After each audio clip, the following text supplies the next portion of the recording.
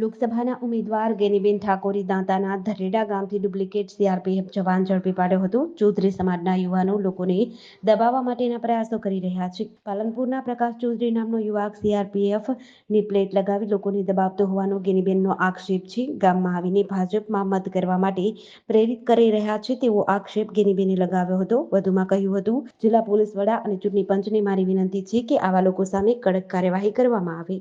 આજે આ ધરેડા પ્રાથમિક શાળામાં મતદાન મથકમાં મુલાકાત લેતા જે આ સીઆરપીએફ પોલીસની ખોટી રીતે પ્લેટો લગાવી અને આ ચૌધરી સમાજના યુવાનો એ લોકોને દબાવવા માટેના રોપ કરવા માટેના પ્રયત્નો કરી રહ્યા છે. ચાલુ મતદાને આ હાલ જ આપણે જે આ છોકરો જે સામે ઊભો છે એનું નામ છે પ્રકાશ ચૌધરી પાલનપુરનો, કે પાલનપુરને ના કાંઈ લેવા દેવા નથી, છતાં પણ આ ગામમાં આવીને મતદારોને દબાવી અને વોટિંગ ભાજપમાં કરવા માટે પ્રેરિત કરી રહ્યા છે.